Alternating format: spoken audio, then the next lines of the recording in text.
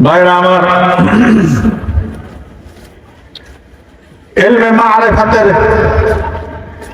একটি কথা বলেই আমি হাত দেবো ওইদিকে। ইলমে মারিফাতের সবকের মধ্যে একটি কথা আছে, ফানা এবং বাকা। জানেন কিনা আপনারা ফানা এবং বাকা? জানেন? কেউ মুরব্বী কথা শোন, দাড়ি মুসপে কিন্তু বুড়ো হয়ে গেছে। ফানা এবং বাকা আলোচনা শোনেন নাই?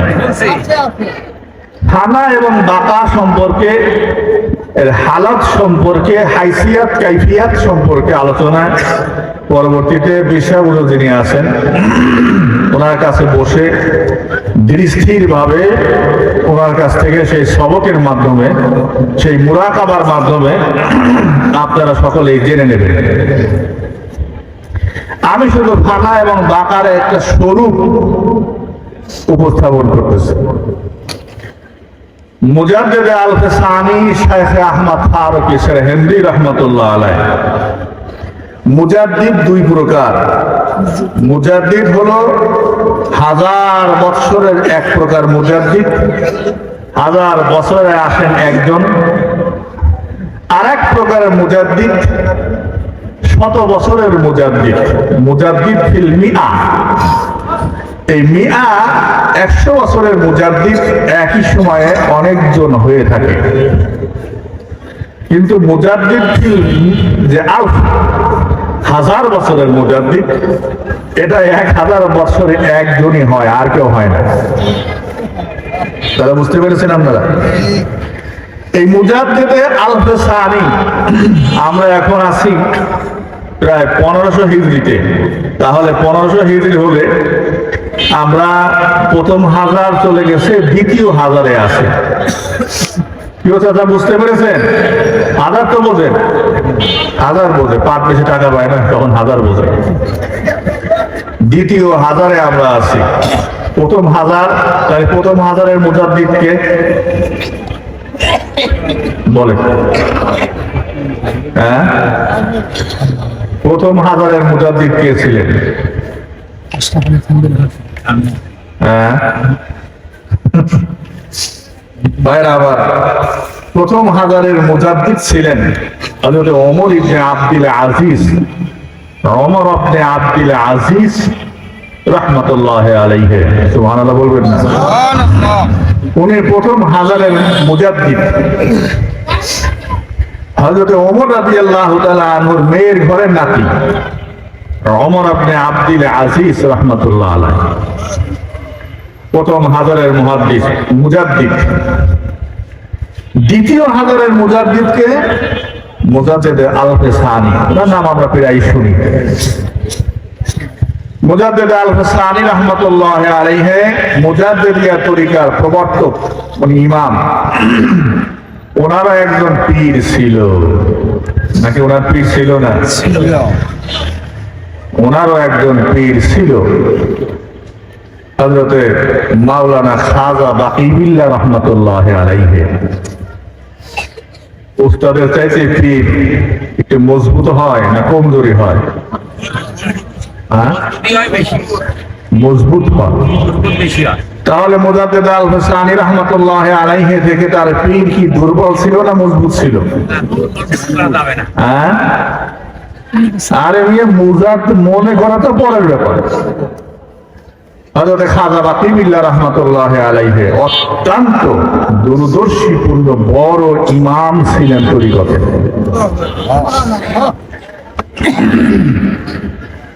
হযরত মুজাদ্দিদ আল-ফিসানি রাহমাতুল্লাহি আলাইহি তাকে একদিন তার একজন মুরিদ জিজ্ঞাসা করলেন, হুজুর, উনি ফানা এবং বাকা সম্পর্কে আলোচনা করতেছিলেন। ফানা এবং বাকা সম্পর্কে আলোচনা করতে গিয়ে ওনার মুরিদ বলে, হুজুর, ফানা এবং বাকাটা কি?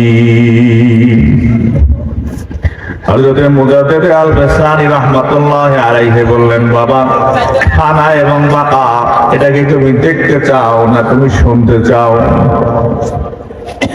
দেখবা না শুনবা? দেখতে পাইলে কেউ কি শোনে?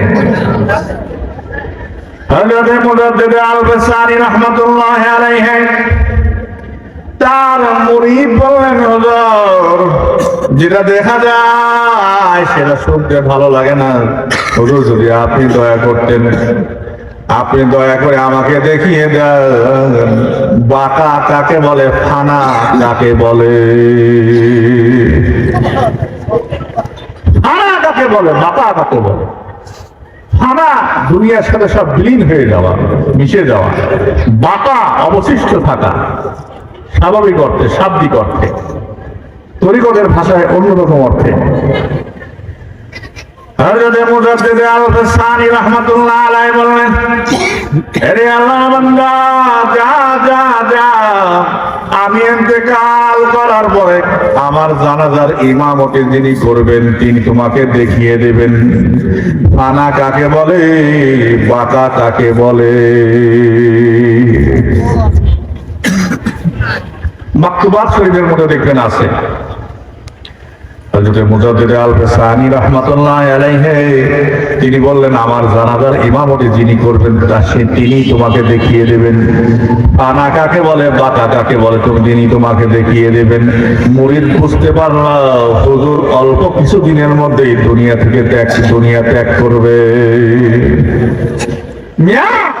আর আজকাল কিছু মানুষ বলে যে মৃত্যু কবে হবে ও জ্ঞান কারো নাই, জানো তুমি।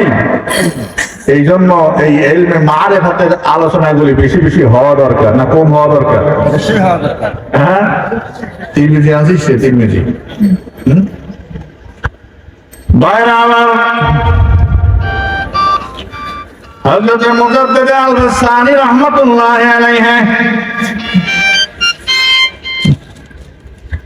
হযরত মুজাদ্দিদ আল-বাসারি রাহমাতুল্লাহ আলাইহি বললেন, বাবা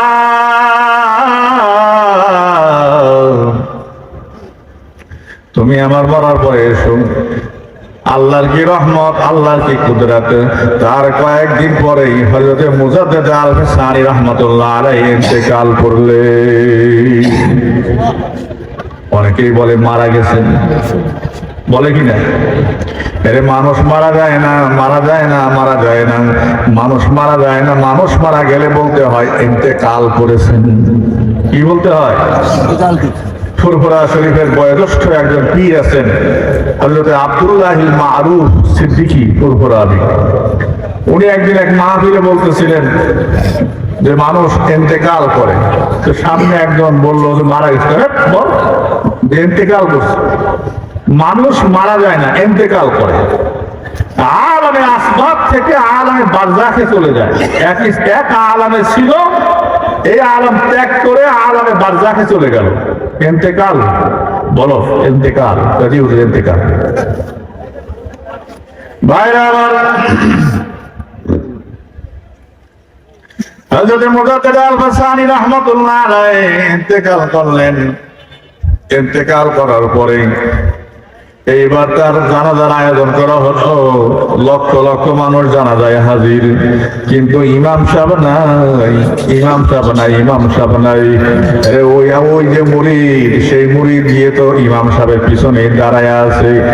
নামাজ যে পড়াইবে, নামাজ পড়ানোর লোককে আমার ফানা আর বাঁকা দেখিয়ে দিবে।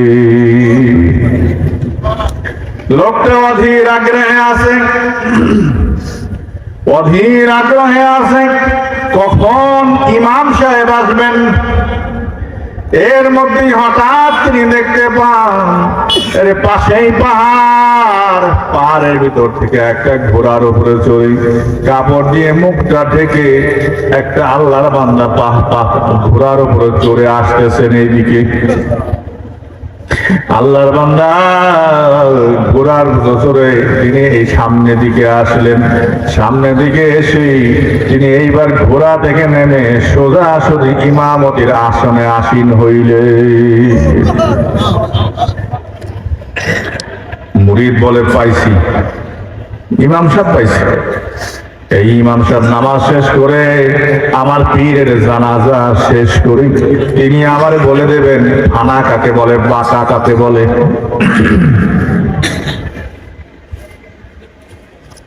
আল্লাহর বান্দা নামাজ পড়াইলেন, নামাজ পড়িয়ে সানা ফিরাইলেন, নামাজ পড়িয়ে সালাম ফিরাইলেন। সালাম ফিরানোর পরে আল্লাহর বান্দা, সালাম ফিরানোর পরে আল্লাহর বান্দা মোনাজাত করলেন। আমাদের দেশে অনেক মোল্লা মুরব্বি আছে, কয় জানাজার নামাজের পরে মোনাজাত করা যায় না, আছে না এই দেশে? এইগুলি লেখাপড়া না, মানে আন্ডা জানে এগুলি লেখাপড়া। মুফতি, মুফতি কোন সিগা তাও জানে না। মুফতি সিগা কোন সিগা তাই জিজ্ঞাসা করবে, মুফতি সিগাটা কোন সিগা, কোন ভাবের শব্দ।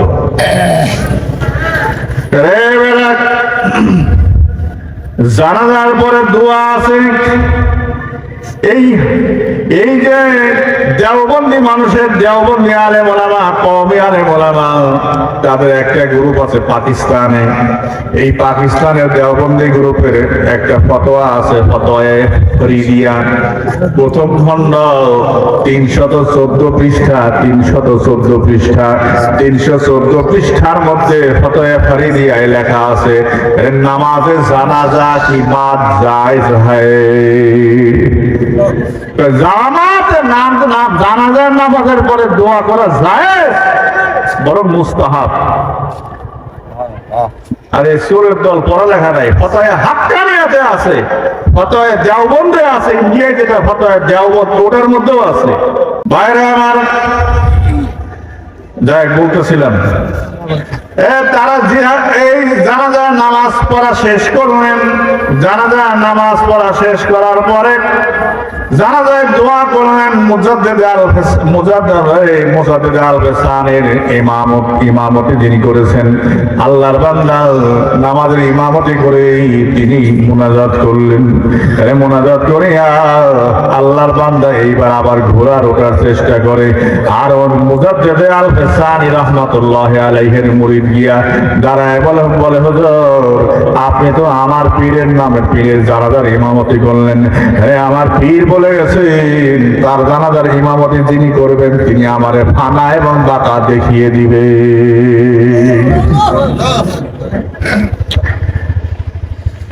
ইমাম সাহেব বলে, কি বলে গেছে? ফানা এবং বাঁকা দেখিয়ে দিবে।